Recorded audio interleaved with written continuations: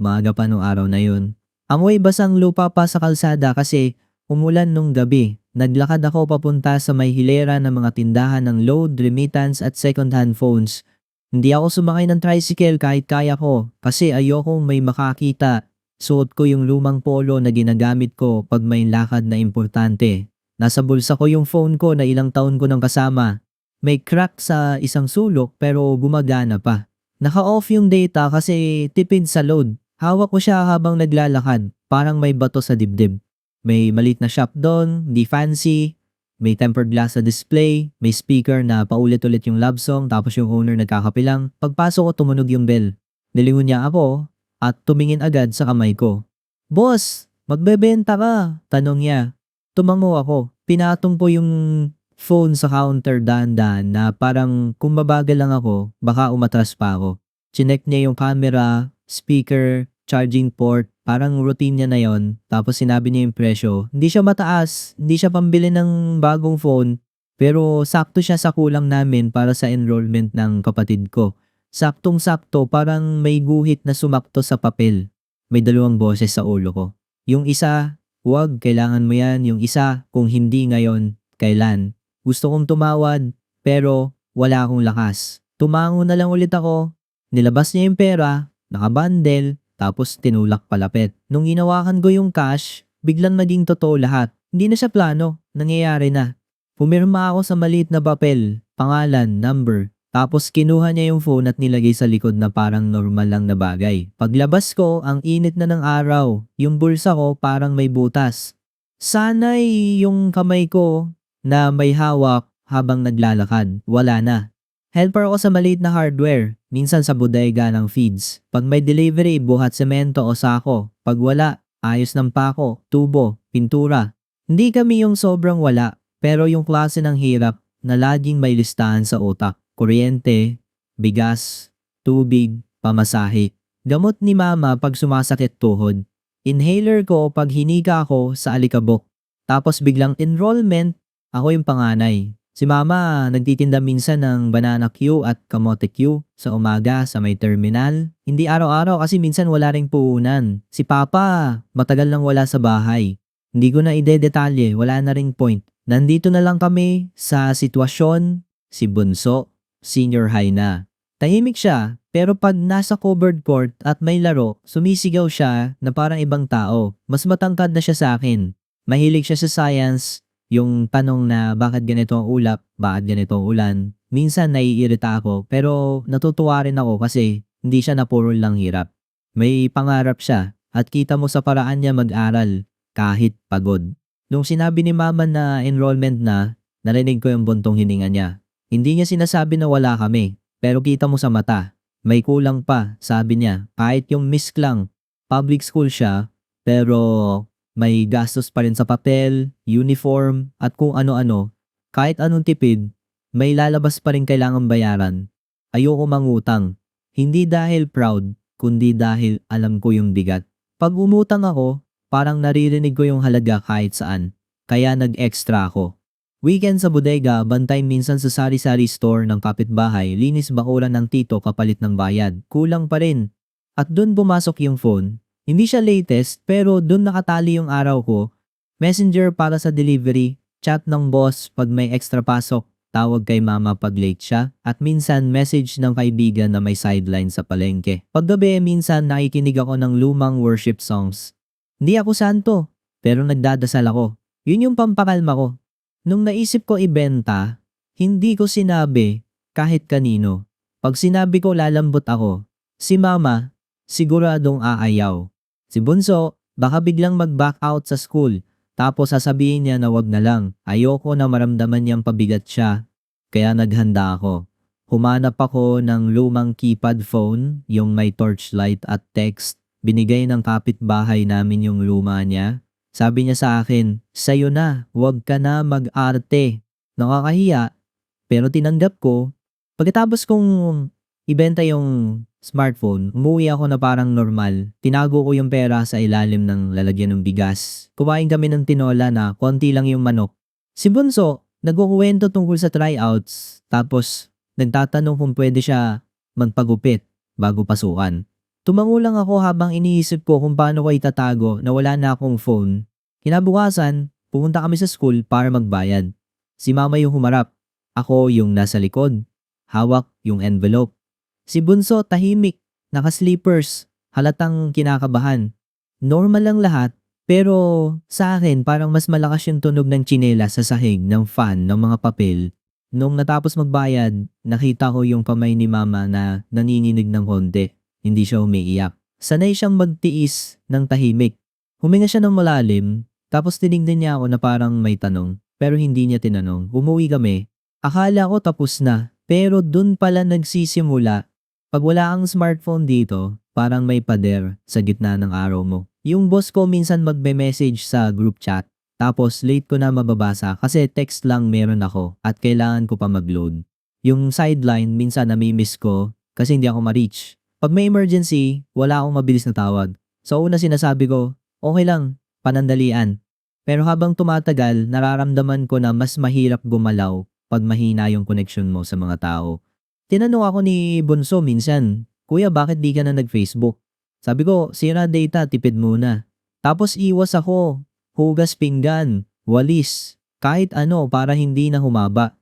Isang gabi pagod ako galing trabaho. May alikabok ng semento yung kamay ko, masakit likod. Umupo ako sa bangko sa labas. Nandun si Bunso, nag-aaral sa ilaw na mahina. Narinig ko yung lapis niya at yung buntong hininga pag mali. Tumingin siya sa akin. Kuya, may message daw si ma'am sa group chat, sabi niya. Anong group chat? Tanong ko, kunwari, normal. Yung sa section namin, sabi niya. Nung last year, ikaw yung nag-join para sa announcements. Ikaw yung nag-screenshot dati. Napalunok ako. Oo, ako yung sumasalo ng online na bagay kasi ako yung may phone. Dati, ako yung tulay. Ngayon, wala. Ah, sabi ko. Bukas ko na lang tatanungin.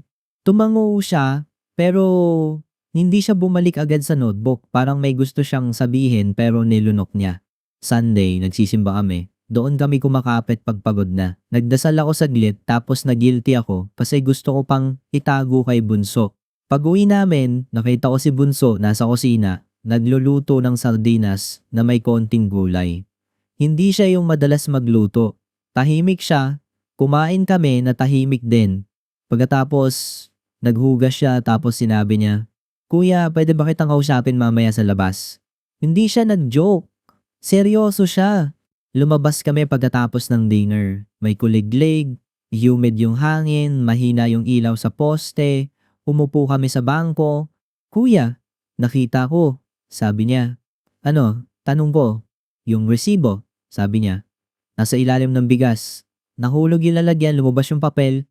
Parang may malabig na dumaan sa likod ko. Pwede sana ako magsinungaling. Pero yung mata niya naghahanap ng totoo, hindi kwento. Kuya, yung phone mo. Dagdag niya.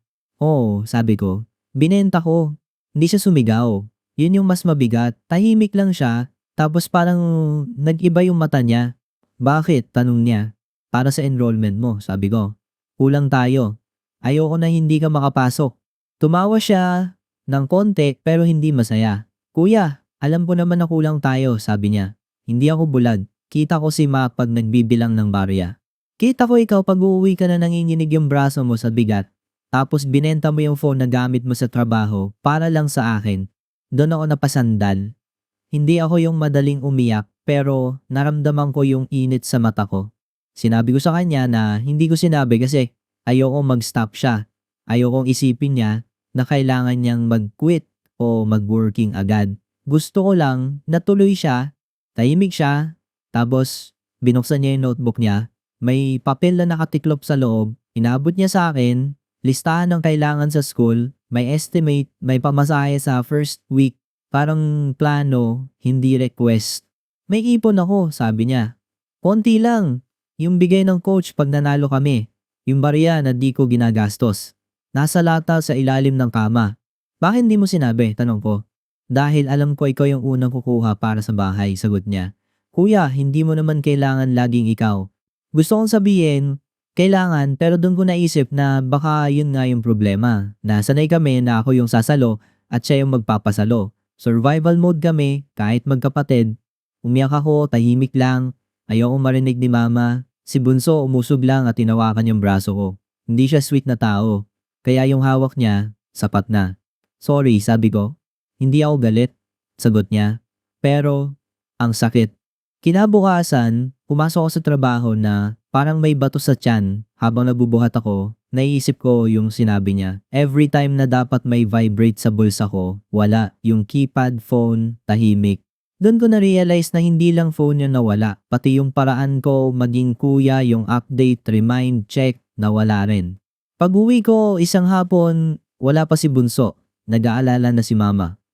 After an hour, dumating siya na pawis at hinal. May hawak siyang plastic envelope. Tumingin siya sa akin tapos pumasok muna sa kwarto. Ilang minuto lumabas siya at iniabot yung envelope. Kuya, samahan mo ako bukas, sabi niya. Saan? Tanong ko. Kahit alam ko na. Sa bayan. Dun sa shop. Kinabukasan sabay kami sumakay ng jeep. Maingay yung radyo, siksikan, pero tahimik kami. Hawak niya yung envelope. Ako, parang gusto ko siya pigilan, pero hindi ko alam kung paano. Pagdating sa shop, yung bell ulit, yung owner ulit, tumingin siya kay Bunso. Bata, bibili ka? Tanong niya. Yung phone po na binenta ni Kuya last week, sagot ni Bunso. Tumingin yung owner sa akin. Nandito ba? Sabi niya. Pero may nagtanong na rin kahapon. Ako yun, sabi ni Bunso, na parang normal lang.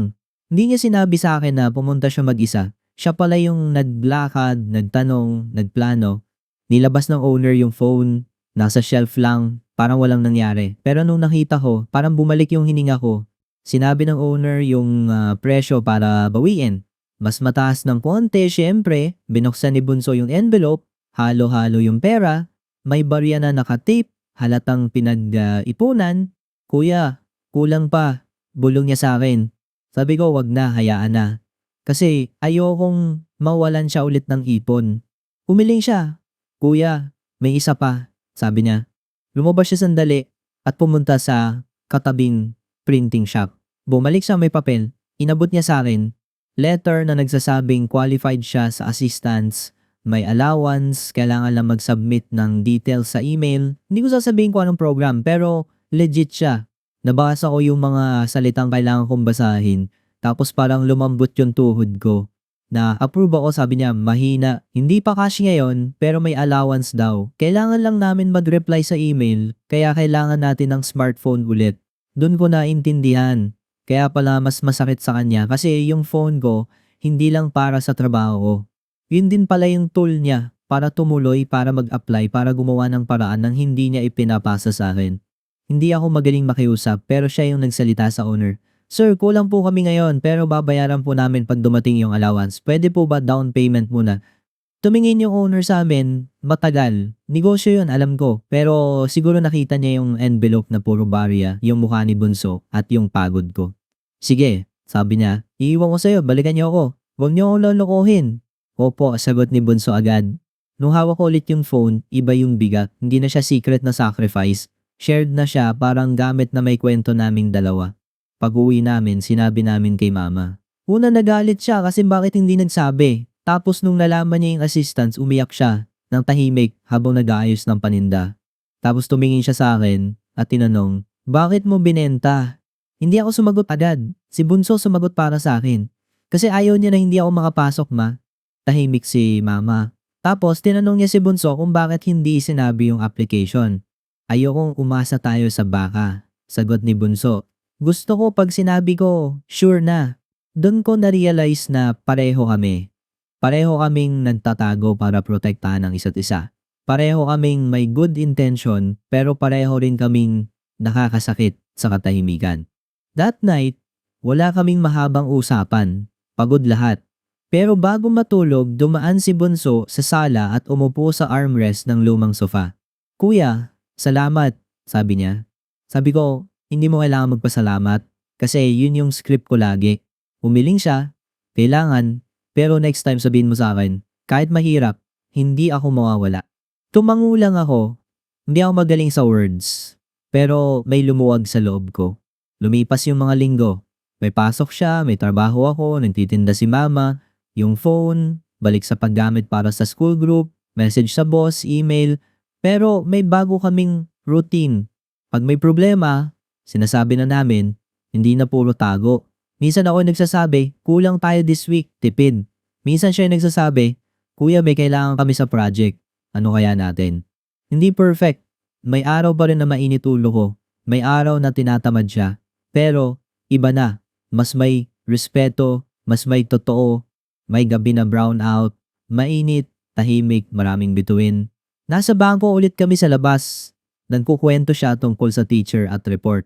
Tapos sinabi niya, "Pag nakatapos ako, gusto kong magtrabaho din para kay Ma. Hindi dahil utang, kundi dahil gusto ko." Sabi ko, "Oo, pero isa-isa, tapusin mo muna." Tapos tumingin siya sa akin. "Kuya, yung phone mo, hindi lang yun phone." Alam ko, nung binenta ko parang pinutol ko yung lubid na hawak ko. Nung binalik namin, hindi lang lubid yung bumalik, parang may bagong hawak na dalawa kami.